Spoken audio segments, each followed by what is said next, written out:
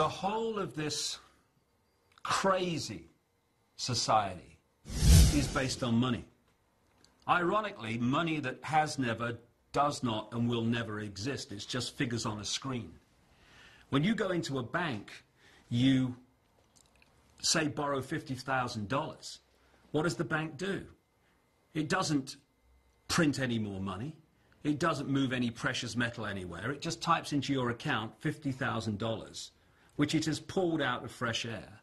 And then you start paying the bank interest on the $50,000. So the whole money system is like, you know, in those cartoons where there's a chase going on and all the cartoon characters are chasing each other, and eventually they run over the edge of a cliff, and they don't realize they've run over the edge of the cliff, so they keep running straight ahead on fresh air. And then someone looks down, realizes they're on fresh air, and bang, down it comes. Money is created in an amazing way. Since there is no backing to money anymore, there used to be gold or silver behind money. In those days, money was created when there was a certain amount of gold or silver that was brought into the bank and put into the vault.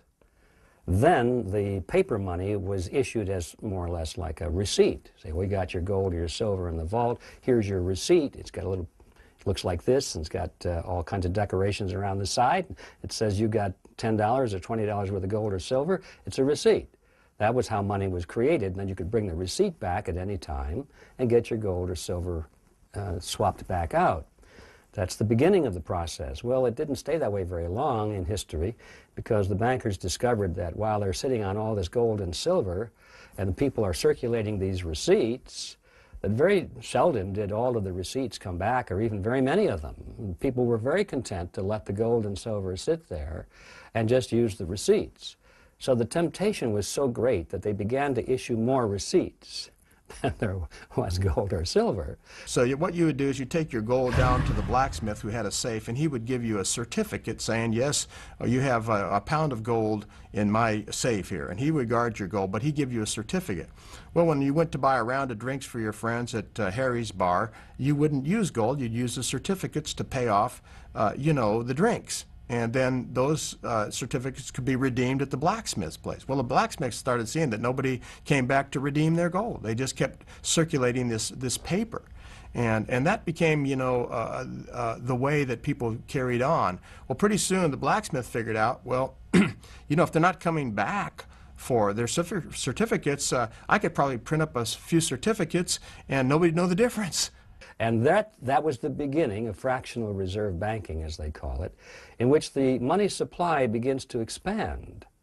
And it's artificially expanding because of a decision made by the bankers and later on by the politicians who went into partnership with the bankers that this was an acceptable practice. Of course, the danger with that is that if all of the, or even a substantial number of the depositors did want to take their receipts back to the bank and demand their gold or silver in return, there wouldn't be enough to keep the obligation. And so there'd be a run on the bank, and the banks would have to close their doors, and in some cases they'd actually go out of business. They'd be bankrupt, and people would lose their deposits. The bankers themselves very seldom lost very much. They might have gone to work for another bank or opened up a new bank down the street, but the depositors often lost a lot of money in this fashion, and that was the reason for going into partnership with the governments, because the governments would then say, well, the law says that the banks can do that legally, so there's no prosecution. You can't prosecute these bankers anymore because they didn't violate the law. Because of their partnership with the government, the law made it legal to do exactly what they are doing, which is one of the reasons that cartels like to go into partnership with the government.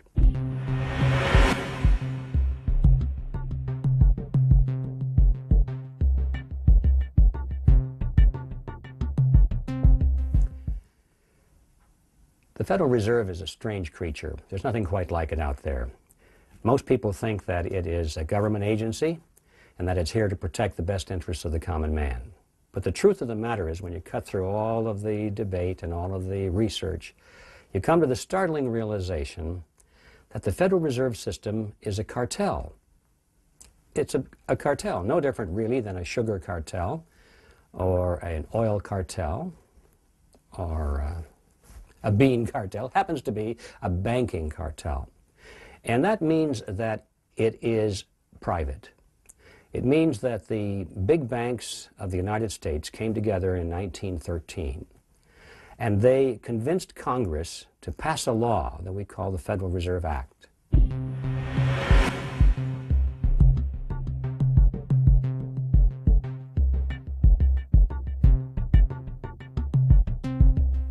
And this law became the embodiment of the cartel agreement. You see, what cartels do generally is they decide that they don't want to compete with each other. Cartels are made up of different separate companies which on the surface appear to be competitors. And they decide they don't want to compete with each other. They want to improve their profit margins and solidify their position in the marketplace. And so they want to get rid of competition, and they decide they're going to fix prices or divide up product or geography or something like that. And they come to cartel agreements to reduce competition between themselves. One of the problems with cartels is that it's very difficult to enforce those rules and regulations, those agreements. How do you do it? If a member of the cartel wishes to drop out and say, I don't want to play anymore, there's nothing that the other members can do, unless they have made that cartel agreement into law. Now, if they've taken the cartel agreement and they've passed it through the legislature of the nation, now it becomes law, and now when one of the members tries to drop out, they can call the government into play and use the police force of the nation to enforce the cartel agreement, which is why all cartels love to have government involved as a partner. And that is exactly what happened in the banking industry in the United States back in 1913. The Federal Reserve Act is nothing more or less than the laws, or the rules and the regulations, the cartel agreement of the banking fraternity. It's how they decided they would reduce or eliminate competition between themselves, and they brought the federal government into it, the Congress, to pass that in the form of law.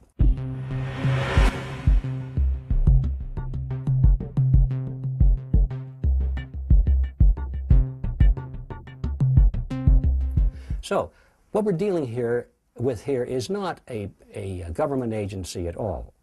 Now, it has some of the trappings of political appearance because the president appoints the directors to the board of directors and so forth, the board of the Federal Reserve System. But the fact is, Congress or the president has no control whatsoever over what the Federal Reserve System does. It's completely independent. So, the question arises, is this good or bad for the American people? We have a cartel which has been given the power to create the nation's money, incredibly as that may sound, as credible as that may sound, to create the nation's money, which is something that even Congress is not allowed to do based on debt. The Constitution of the United States says that Congress shall create money only when it's backed by coins, when it's backed by something like gold or silver, has intrinsic value. The Congress cannot create money based on debt, according to the Constitution, fiat money.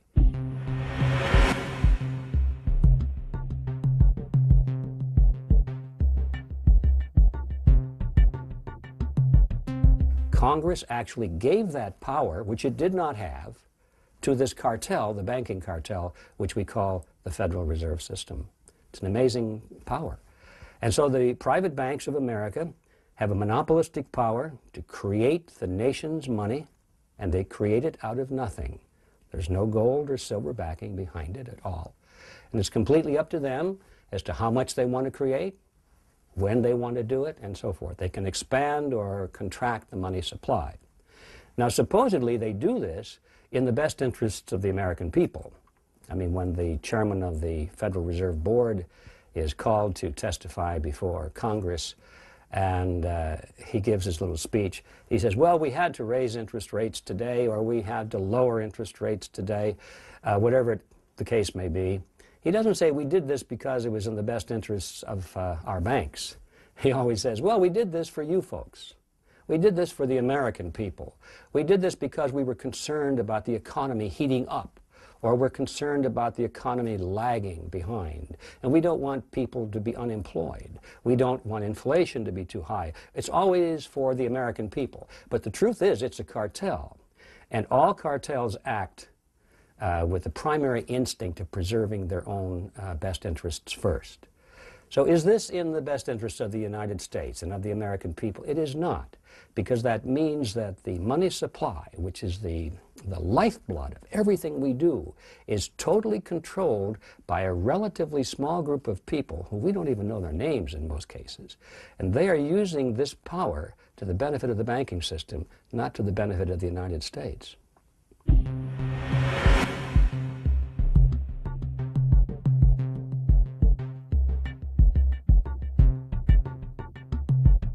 Well, here's how it works. Remember, I said before that the Federal Reserve really is a partnership between government and the banks.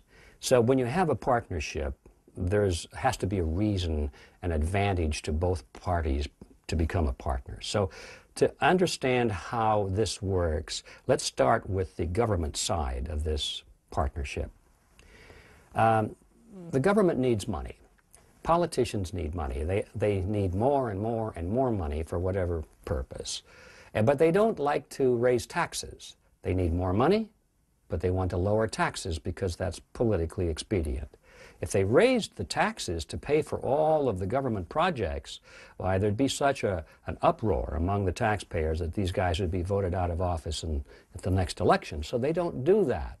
They increase expenses, and they try and keep taxes low or lower than normal. How do they do that? Well, they borrow it. That's like anybody else would do. If you want to spend more than you take in, you can borrow. You can steal it, of course, which I think is another good analogy. But in this case, let's just stick with the part of borrowing it. So the government goes on record and says, we want to borrow money from the public. And so they offer these government bonds or certificates of some kind or another, treasury notes and bills, depending on their maturity dates. And they offer to pay back that money within a certain period of time, plus interest. So now they have this more money that they needed. The trouble with that, of course, is that after the period of time elapses, they've got to pay it back. Well, lo and behold, when it comes time to pay it back, the politicians are still spending more than they're taking in taxes, and so they don't have it to pay it back. Not to worry, they'll just borrow some more.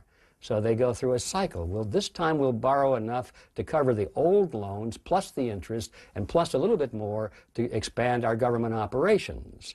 And this goes around and around and around, and we have this thing called the rising national debt. It just keeps getting bigger and bigger and bigger because the politicians are never expecting to pay back those original debts. And in fact, they never will. And you'll see how that works in a moment. They know they never will. The money system will just fall apart before they ever have to face that problem, and that'll be, you know, their children and their grandchildren having to deal with that one.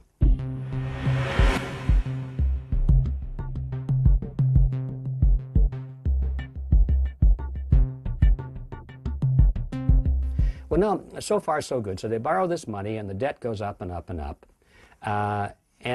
But there's, so far, there's no new money created because the money they have borrowed was money that was already in existence.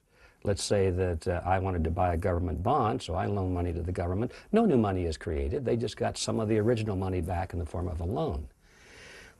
Where the new money comes into play is at a next step. You see, they never have enough. They never can borrow enough from the general population or from investment firms or from banks or from other countries. There's never enough money out there to borrow. They need more. And so this is where the Federal Reserve comes in. There's usually a margin, anywhere from 7 to 20 to 30% of what they need to borrow that just doesn't exist. Or in order for them to borrow it, they would have to raise the interest rates to attract that much more money in, and they don't want to raise the interest rates. So now they finally go to their partner, the Federal Reserve System. And they say, okay, partner, here's where you come into the game. We need to borrow today, let's just say another $1 billion. And the Federal Reserve officer says, okay, that's fine. Figuratively, he pulls out the desk drawer, pulls out this big black book, checkbook, course, this is all done by computers in reality, but for the sake of analogy here, it's a little easier to visualize with a checkbook. So he writes a check for $1 billion to the United States government and hands it to the Treasury official. He says, "Thank you very much." He goes down and deposits this $1 billion check into the government's checking account. Okay, so now they have another $1 billion loan, supposedly. The question is, where did that money come from? What account did it come from? Who put the money into the Federal Reserve System for that $1 billion to be loaned? And the answer is, nobody did. There is no money. It just came out of thin air. It was manufactured just for the purpose of this loan. Now, if you and I were to do that, we'd go to jail. But the Federal Reserve can do it because the government wants them to do it, because they're the lender of last resort. It doesn't make any difference if they can borrow enough money from the private sector at the rates they want to offer. It doesn't make any difference because they know at the last minute they can always go to the Federal Reserve, and by obligation, the Federal Reserve will create that money out of thin air, just the way they used to do it on the printing presses. Except today they don't use printing presses for most of it because it's checkbook money. It's in a computer, it's digits, it's invisible. They just create it out of thin air. And now this is new money, and the money supply expands on the basis of what money was created for this loan.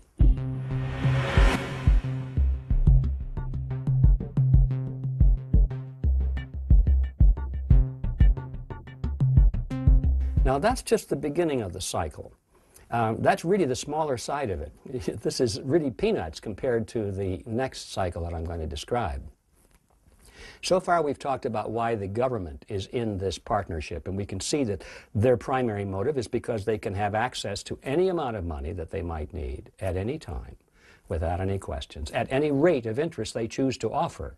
Not a bad deal. But now let's see what happens to that money. Let's assume that the fellow who delivers the mail, the post office worker, gets a check from the post office for $1,000. And now that was newly created money through the process which I just described. It's newly created money, and the post office worker doesn't know that it didn't exist the day before anywhere in the universe. He doesn't care. It's spendable money now. So he takes this check to his private bank, commercial bank down the block, and deposits it into his private checking account. Now, finally, the money is out of the government side and goes into the private commercial banking side, and this is where the action really heats up.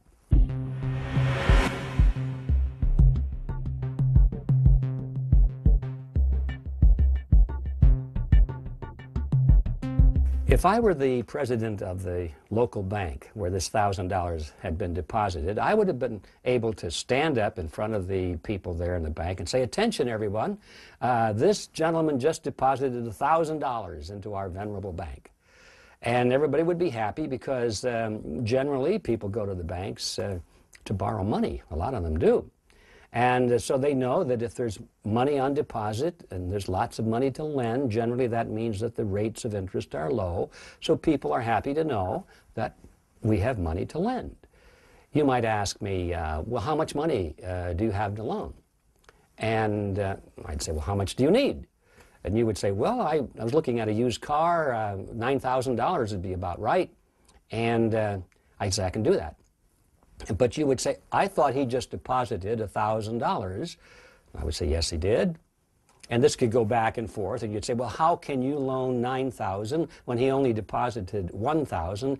And if I were a good banker, I would say, don't worry about it, sir. It's all quite legal. It's all regulated by the Federal Reserve System. It's entirely possible, and indeed it is, because according to the Federal Reserve regulations, which, don't forget, are created by the banks for the banks, all the banks have to have, at the current time, is 10% of their deposits in reserve compared to the amount of loans that they put out. 10% in reserve. So if you take $1,000 and you put that in your accounting ledger under the heading, and you put the word on the top that says reserve, now you've got $1,000 in reserve, and that's 10% of $10,000, which means you can loan $9,000 and still have 10% reserve. So now the banks can literally create $9,000 out of thin air and still be quite legal because they've got 10% in reserve. Now, that's kind of an oversimplified way of explaining it, but basically that's the accounting that goes on. So the banks will be able to, I would, as a banker, would be able to create $9,000 out of nothing and loan it to you at interest. Now, just think about that for a minute.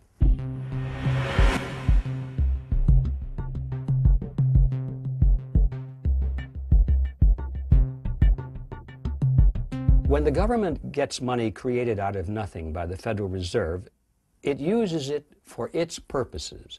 It spends it on its programs. But when the banks create that 9,000 for every 1,000 out of thin air, the banks don't use it for their purposes. They don't build their buildings with it and pay their employees with it. They loan it to us. They loan it to institutions. They loan it to anybody that wants to pay the interest rate on it. And so the borrowers use it for their purposes, but the banks collect interest on it. And that is an amazing thing when you ponder it, that the banks can collect interest literally on nothing.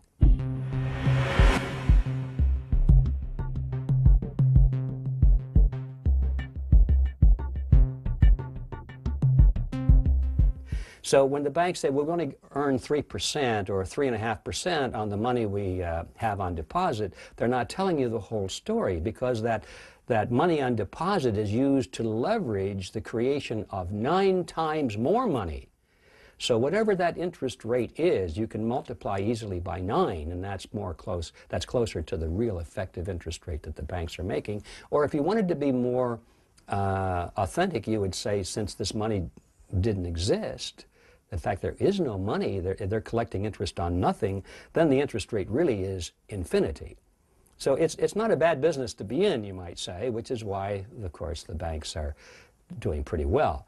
And so you're able to create, for every $1 billion that's created out of nothing in order to loan to the federal government, now the commercial banks are in a position to create an additional $9 billion and push that into the economy, also created out of nothing, but push that into the economy in the form of private loans.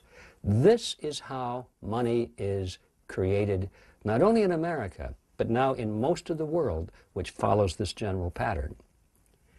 Actions have consequences.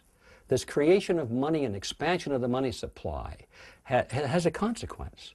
And not only can the supply expand, but it can also contract. And so we have this boom-bust cycle, which would be very difficult if money were based on gold or silver, because the supply could not expand or contract rapidly or at the whim of some committee or some political group or some motive like that. It depends on how much gold and silver there is.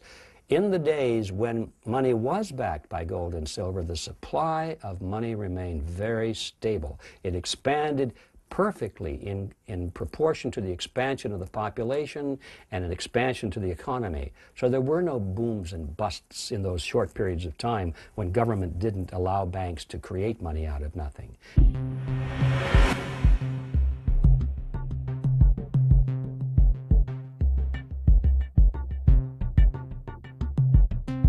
I think the classic example is in the 1920s, you could have taken a $20 bill or a $20 gold piece, because at that point they had a 1-ounce gold coin which they used as currency, and it was the same value as a $20 bill. And you could go out and buy a complete suit of clothes, a 3-piece suit, tie, the whole works, for either one, a $20 bill or a $20 gold piece. Today you can still do the same thing, assuming that it's a modest suit and not an Armani or a Canali or an Italian vintage, but you can spend $800–900 on a good suit of clothes, and your $20 bill has maintained its value, or your $20 gold piece has maintained its value. It'll still buy it. Your $20 bill may take you to the movies, popcorn, gummy bears, the whole ball of wax. So it takes more dollars today to buy the same things. That's the consequence of inflation. As I said, there are consequences, and the consequence generally we see it not only as booms and busts, but as inflation. Right now we're going through a tremendous inflationary period, and I think we're going to see a lot more of that in the future, probably to the extinction of the value of money entirely. Because as that money supply expands, and it expands at a rate faster than the rate of goods and services are expanding, that means that the dollar becomes more and more worthless. And I think the best way to illustrate that is to realize that if we had lived in ancient Rome and we had a 1-ounce gold coin of the realm at that time, that would have purchased for us a very fine toga, a handcrafted belt, and a pair of sandals. Today, thousands of years later, if we have a 1-ounce gold coin with no particular numismatic value, no collector's value, just the value of the gold, we can take that to the bank, exchange it for Federal Reserve notes, run down before it loses value, run down to the clothing store and buy a nice suit, a handcrafted belt, and a pair of shoes. The value of 1 ounce of gold in terms of purchasing power has not changed drastically in thousands of years and never can. And the money supply should be based on that kind of a solid principle so that you can depend on its purchasing power. But when you've broken loose from a backing in the monetary system, and now you have just politicians and bankers deciding how much money is going to be created, now you've got this expansion, you've got the devaluation of the purchasing power of the dollar, and you have this thing called inflation, which means that your savings are being wiped out. The truth of the matter is the average man today, he can work a whole lifetime, and he can put his savings into a savings account in terms of dollars, and when he gets to the end of his career, those dollars will be withered and withered and withered and practically zero. So inflation is a tax. It's a hidden tax, but it's a very real tax, and it's perhaps the most dangerous of all the taxes. That is the heritage of the Federal Reserve System. The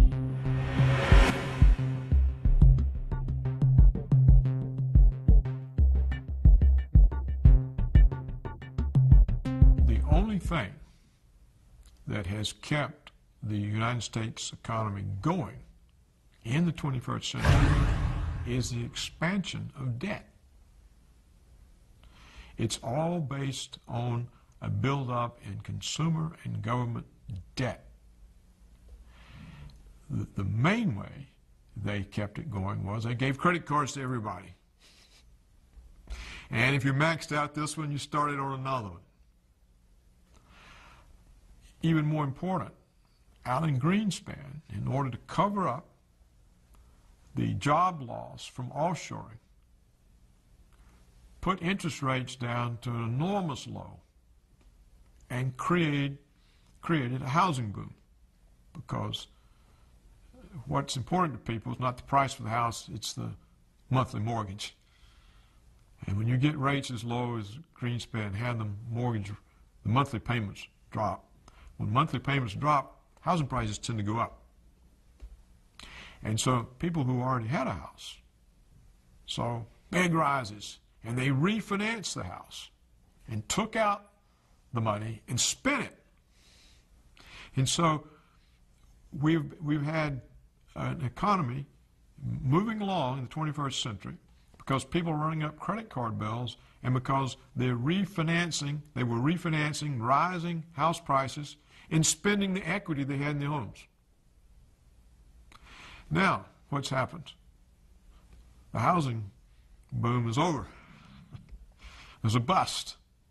Associated with that bust, we have these very curious financial instruments, these subprime loans that were packaged and sold as derivatives, and now they are tending to bring down the entire banking system. And what are financial institutions holding these subprime derivative, these securitized packages? What they're doing to maintain their balance sheet is to sell off their good assets, their stocks in good companies, their bonds that aren't in trouble. And so that's pushed the stock market down, do you see? So the balance sheets of the banks are impaired. No one knows where this is going to end. We've had dire predictions. I don't know where it's going to end either. But these huge amounts of these subprime derivatives and securitized loans that people hold. There's no market for them. No one knows how bad the hit is. And so now the Fed wants to ease money and put more money into the system, but the banks are impaired. Do the banks, who they're going to lend to? They're going to lend to consumers who can't hold on to their homes from their mortgages, whose credit cards are maxed out. Do you see what I'm saying? Throughout history, no nation has ever abandoned a solid monetary system. No nation has ever taken on fiat currency, which is the currency without solid backing, without having its economy destroyed. There are no exceptions. And I see nothing that gives the United States a free ticket. I don't see any reason that the United States should be exempt from this law of history. It seems to me that we have gotten by pretty well, even though we have followed terrible economic practices.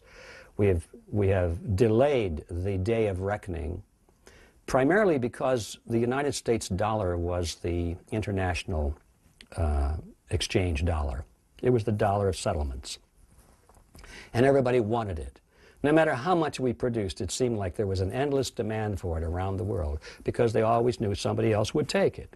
So there was a lot of psychological element involved there. That era is coming to an end. In fact, I think it has already come to an end, where nations around the world eagerly want the United States dollar. They realize that we are debauching the dollar so quickly now, we are inflating it so quickly, that it's no longer a desirable currency to have. And so they're looking for alternate currencies. It could be the euro, it could be the yen, it could be anything, but they don't want the US dollar because they know if they hold that dollar very long, they're going to be losing value.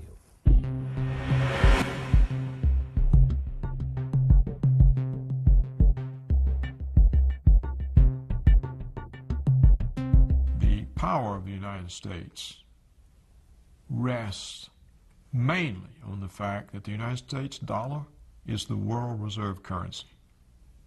It's been that way since the Second World War. What does it mean to be the world reserve currency? It means that you're the world money and that you can pay your bills in your own currency.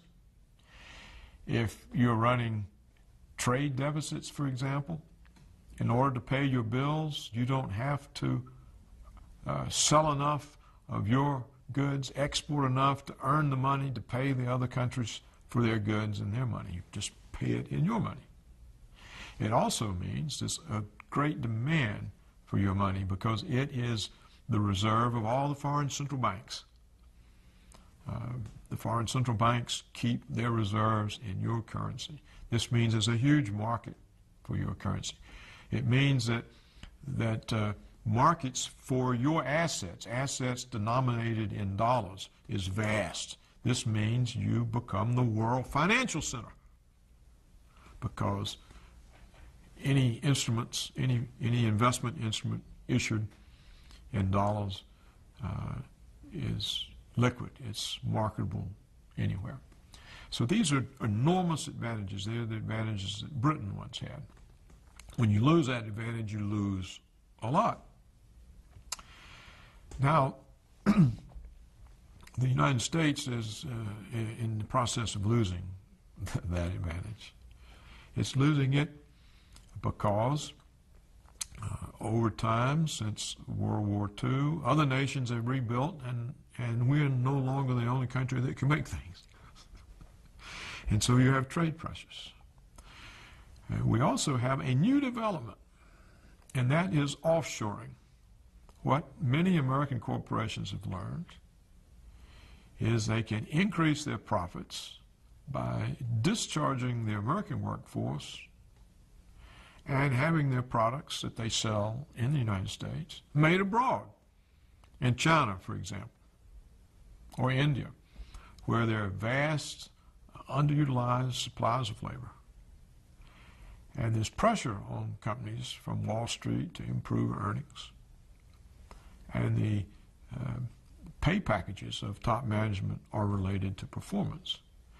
So now that it's possible, with the collapse of world socialism around 1990, American firms have been moving more and more of their production for American markets offshore. This is doing two things to the economy.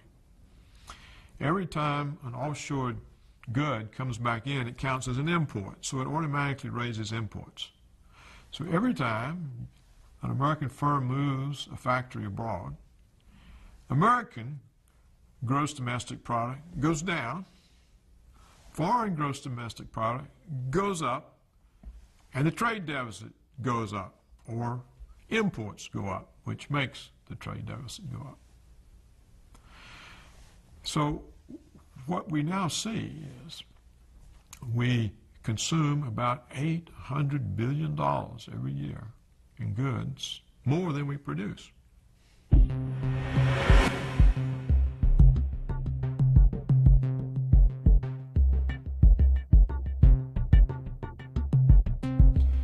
We've been able to do this. It's a gradual thing that we got into, you know, a little at a time.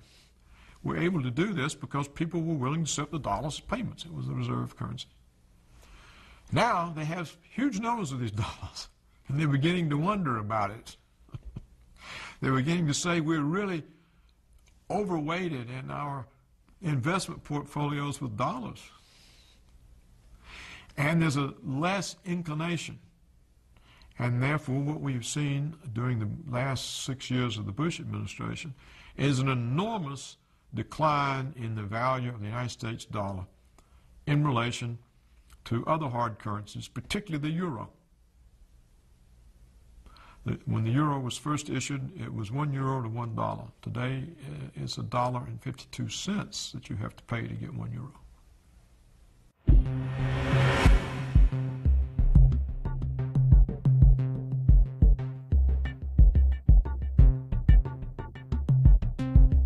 This is an enormous decline. Now, so what you see happening is pressure on the dollar, which eventually is going to raise prices, pressure on jobs. In the 21st century, the United States has been able to create net new jobs only in domestic services, non-tradable services. We're not creating jobs in exports. We're not creating jobs in information technology or high-tech type of service jobs. We're creating jobs with waitresses and bartenders and ambulatory health care and hospital orderlies and social service and school teachers. So that what were very strong and important ladders of upward mobility so people could rise up into the middle class and higher are being dismantled by the offshoring of middle class jobs and by the importation of foreigners on work visas. If you don't want to hire an American engineer, you claim a shortage, and then you bring in one from abroad at a much lower salary. And so we see the impact on science and engineering in the United States, research, development. These sorts of things start stagnating and slowly eroding. And in manufacturing, you lose all the supply chains that are in the process that enable you to be able to make something. This piece of the chain is moved offshore, and then this piece moves offshore. And then before long, the sort of middle-level firms who were supplying the big firms, the big firms don't want them anymore. They've offshored. So this then hits the tax base of local communities. When you outsource manufacturing jobs to Asia, and then you insource cheap labor to drive down the price of labor for the jobs that remain, it becomes like the back of the shampoo bottle. It's like shampoo, rinse, repeat. And you really see it. The Mexican government was building a $2 billion deep-sea port in Baja Peninsula. And you really can see it there. So you outsource manufacturing to Asia. And then once the port is open on the Baja Peninsula, you import the manufactured finished goods into Baja, where you skip OSHA, you skip the Longshoremen's Union, and then you put it on NAFTA trucks and drive it into a Walmart in the middle of the country. So you see what can obviously happen on that cycle. So, and what gets washed out of that is a whole class of jobs, is a whole, essentially, the business model has said that it is no longer economically viable for certain types of jobs to be done in the United States of America. Light manufacturing is clearly one of them. Maybe heavy manufacturing is one of them. It becomes a real problem in certain critical industries. For instance, we've been throwing pork barrel spending at some shipyards down in Mississippi. Trent Lott was very good at getting that money for the shipyards down there in Mobile. And we really needed to do it. This was good, healthy pork because, you know, in a time of national emergency, you can't just flip a switch and start building ships. You have to have an infrastructure, and you have to have a workforce that knows how to build ships, which means that, yeah, we'll have to waste some money building some unnecessary ships just to keep at least the seeds of an infrastructure of a shipbuilding industry in case there actually is a need for that emergency. Offshoring is a fancy way of saying your job is in question because you can be replaced for a fraction of your cost. If you're paid $19, $20, $30 an hour, you can be replaced by someone who's willing to do the same job for $1 an hour, 25 or even 50 cents an hour, with no benefits, with no pension. And so the direction for Wall Street firms, for corporate America is clear. If you need to solidify your profit margins, that's the first place to go, is renegotiate your labor contracts and start moving the jobs someplace else. The implications for the worker are this: you're out of a job. That's just plain and simple. You don't have a job, which means you're probably going to have to retool and re-educate because that job's not coming back. It's tough. It's easy to go from paying someone $30 an hour to 25 cents. Pretty difficult for the company to reverse that and go from 25 cents back to $30 an hour. That's not good for the bottom line at all. The jobs that are gone for good. In addition to that, we're shuttering the plants. We're shuttering the facilities that have created the nation's wealth. They're gone. We're making them go away. We don't need them. We don't need them. In a global world, as the argument would go, it's better to utilize resources where they're cheaper. And, you know, so do we get a cheaper toaster oven at Walmart? Yeah, you get a cheaper toaster oven. But it's a hidden bargain. To me, it's a bad bargain. Because what happens to the guy that used to make the toaster oven? What happens to his family? Now the social costs of that are passed on to the community that no longer has a factory, that now, like, you know, when Maytag used to make their stuff in Galesburg, is it Galesburg, Illinois? Somewhere in Illinois.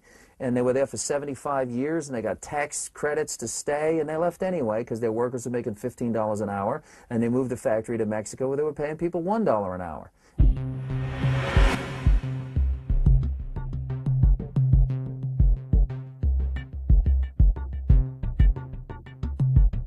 The enormous expense of all this, the red ink, it's a deficit, is financed by the Chinese and the Japanese, who use all the surplus dollars they earn from their trade surpluses of the United States to buy U.S. government bonds.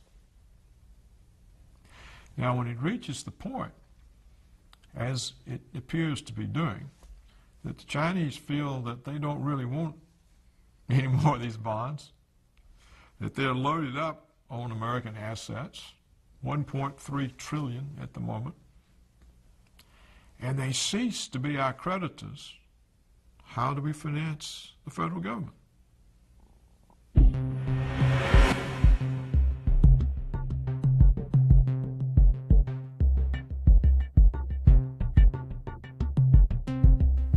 The American saving rate is about zero, so the Americans can't buy the bonds.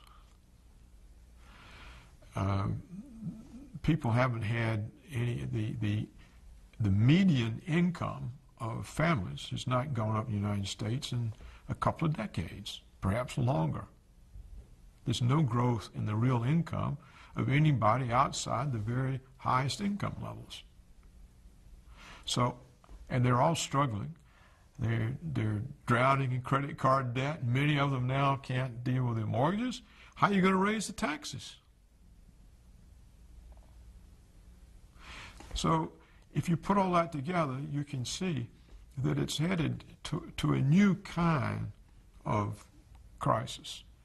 And if the United States government wakes up one day and has to deal with the fact that the dollar is no longer accepted as reserve currency, what is it going to do?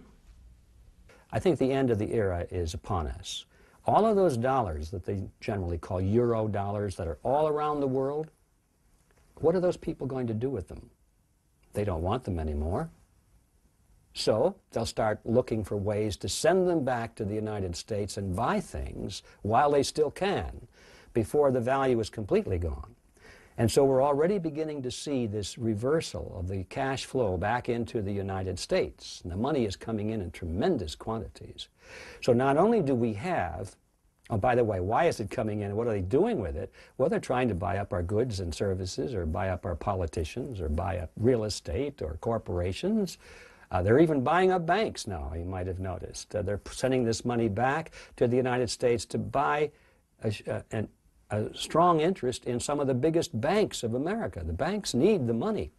And sometimes the pundits will say, well, look, we're getting capital back into the United States. No, they don't understand the difference between money and capital. Capital is wealth. Capital is ownership. Capital would be a stock in a corporation. Money is just pieces of paper. So what we're doing is we're losing capital, real capital, which means ownership in the productivity and the business entity of America. We're shipping the capital out and getting worthless paper dollars back in. And so that's what they're doing with this money. And so not only is the Federal Reserve expanding the money supply very rapidly to pay for all of its programs, to pay for its wars, to pay for its welfare, to pay for bailing out people whose homes are in trouble. They're just creating money like crazy to do this without raising taxes. And now we got a proposal to lower taxes while they're increasing spending. The insanity is incredible. Not only is that happening, but all this other money for the past 30, 40, 50 years that's been around the country is also coming back in. And you don't have to be a rocket scientist to figure out when all this money comes into the United States, it just gets more and more worthless. And your savings and my savings will become worthless too. The price of a loaf of bread, Lord knows what it's going to be, but it's going to be many times higher than it is now. A depression is a period of time during which most people's standard of living drops significantly. There are other good definitions of a depression. That's a nice, broad, general one. And I believe that because there is such a thing as the business cycle, which we don't have time to go into now, but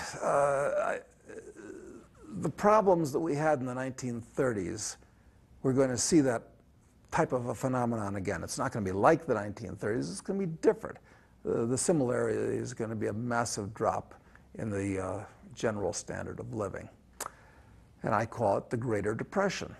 The U.S., especially for the last 15 years, our main export, our main product has been dollars, which are unbacked liabilities of the U.S. government.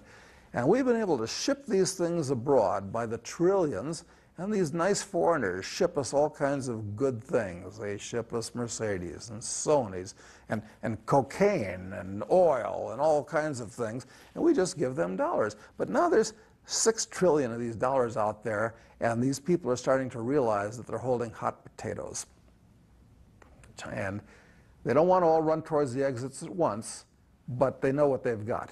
They've got just pieces of paper that are unsecured liabilities of a bankrupt government. And these dollars are going to start flowing back into the U.S. And inflation is going to explode in this country. Interest rates are going to go through the ceiling. It's going to be devastating for the average American. What you see happen is a big reduction in real living standards for 95% of the population. The living standards will just all of a sudden be adjusted downward substantially. Now, many of these people are already hard-pressed. So what comes from that? And then you have to see, that means that the real purchasing power has shrunk, and so the real goods and services that are coming off the shelves has shrunk. That's recession. That's more unemployment. It's a dangerous situation. That's what I say. It's unprecedented. That's why I call it a calamity in the making. I don't say that it has to happen, but it's going to happen if they don't make some big changes soon. If things continue to go on, if we continue to think in all our hubris that we're the superpower and the world adjusts to us, it's going to hit the fan, because that ain't the case. That is not the case. So what are they going to do about it? And they're going to go to their government. They're going to say, please help us. They're going to go to the same politicians, the very same politicians who got them into this mess, and ask them to solve the problem, which is a huge mistake, because these politicians already have the solution in mind. What they're planning to do is let the American, in my opinion now, is let the American dollar collapse. That way they don't have to pay back the national debt, remember? They have all this tremendous national debt in dollars and all this tremendous obligation, which they can never repay. So it's to their advantage just to let the dollar disappear and wipe that off the books and replace it with a regional currency. They already have the name for it. It'll be called the Amero. And it'll be a currency which will be jointly owned, jointly representative of the United States, Mexico, and Canada. And this is part of a long-range step that they've had to merge those three countries into a regional single government. It's been going on for a long, long time, and most Americans are still in denial on that. They're still saying, oh, that would never happen. The American people would never go for that. The Canadian people would never go for that. And of course, the truth of the matter is it makes no difference what the Canadian people or what the American people want. It's what these elitists want. It's what the people want who are actually making the decisions. And I know that's a harsh statement, but that's the reality that we're facing today. So they're going to offer a new currency, and Americans generally will say, oh, that's wonderful. Now this currency will replace the old worthless currency, and there'll be new hope. The truth of the matter is the new currency will be no different than the old currency, except it'll be a fresh start. Everybody will be given a new equal number or relatively equal number, depending on how many old Federal Reserve notes they can trade in and that sort of thing. But it'll also be a fiat currency. There'll be no gold or backing behind it. And it too will be run by the banks and the politicians. And then the final step beyond that is to merge the Amero with the Euro, and they'll be developing a similar currency for Asia and Africa and South America. Get all of those, then finally, and we're talking about maybe 10, 15, 20 years down the line, merged into a single global currency. Now at that point, there'll be no place else to go. Today, if your currency is losing its value, you can go on the internet or go to your brokerage house and you can swap currencies. You can say, gee, I don't like what's happening to the American dollar. I think that the German mark is doing a lot better, or the Swiss franc. And you can get out of the currency that's falling on its face. Finally, when you get to these regional and to these international, finally to the international currency, there'll be no place else to go, so you'll be locked in. That's not a very pretty picture. In other words, what I'm saying is that these people who have formed this partnership between the banks and the governments of the world are planning on controlling our economic lives and our personal lives as well. And this is not just a question of money. It's not just a question of, are you going to be secure in your retirement? This is not just a question of how much you can buy with your paycheck. This is a question of personal liberty, personal independence, and national sovereignty. The problems we're facing today are much bigger than just money. But if you follow the money trail, you can see where it's all going. To get the Amero, they have to first destroy the dollar, which is what the Trilateral Commission in the 70s said with Zbigniew Brzezinski and David Rockefeller.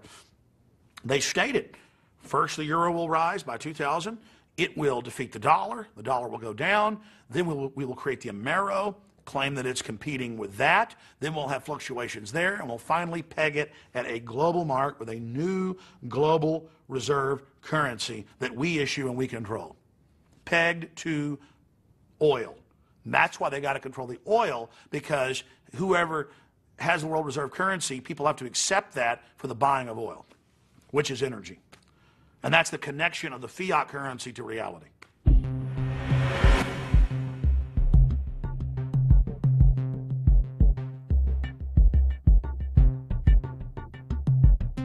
I spoke years ago at a conference, an economic conference, about the world economic system. And this guy came up to me afterwards, and he was someone who got his money, playing the Las Vegas casino, known as the Wall Street and the commodity markets and all that stuff. And he wasn't very convinced. Anyway, I met him 3 months, 4 months later, and he said, my goodness me, he said, I can see what you're saying. He said, what I've noticed is every time Alan Greenspan, then head of the Federal Reserve, was about to make a statement, 2 or 3 days before, the major players in the stock markets, commodity markets, etc., got into something and out of other things. And every time, the effect of Greenspan's statement has been to push up what they got into and push down what they got out of. Why? Because they wrote his statement. The whole economic system is about whether people have confidence in it, and the confidence comes from the people who run it. And so what we're going to see, and we've started to see this with Greenspan, is we're going to see more and more negative statements about the economy, and we're going to see a breaking of confidence in it, and therefore we're going to see its demise, its collapse. Now, this won't collapse catastrophically for the elite, because people say to me, well, why would these elite people, why would they crash the stock market when they had lots of money in it? Well, if you know a stock market is going to crash or a commodity is going to crash because you're the one who's going to crash it, then what do? You get out of it just before the crash, you let it crash, and then you buy up vastly greater amounts of that at a few cents on the dollar, and then you increase the confidence and up it goes again, and now you own vast amounts more than you did before. There was the famous story, infamous story, of the Rothschilds at the time of the Battle of Waterloo, when the Rothschilds put out the false rumor in the London financial district that Britain had lost the Battle of Waterloo. And, of course, everything crashed. And then came along the real news, the real truth, which is they'd won the Battle of Waterloo and the stock market went flying up again, except when it crashed, the Rothschilds had agents all around buying up stocks on a few cents on the dollar. And at the end of that day, the Rothschilds were vastly more wealthy and powerful than they were before. So if a stock market crashes or an economic system crashes, it's because those who move trillions of dollars around it every day have made it crash. And in a world where money is king, where money decides choice, where money decides life possibility, what greater way of creating chaos and fear than a collapse of the economy? And we're already seeing that happen. It works like this. This is how the economic system has worked for centuries and still being applied today. It's real simple, and this is how the elite few have trawled the wealth of the world and created booms and busts at will. Stage one, they push interest rates down, start recognizing the cycle that's just coming to an end, and they put lots of money into circulation, what we call money, because it's not governments that put money into circulation. It's private banks controlled by the same pyramid making loans to people Credit loans. That's how money's put into circulation, not by governments.